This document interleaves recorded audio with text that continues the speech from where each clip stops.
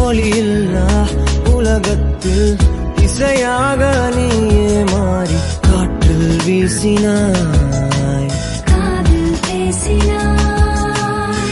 மொழியில்லா மௌனத்தில் விழியாலே வார்த்தை கோர்த்து கண்ணால் பேசினாய், கண்ணால் பேசினாய்.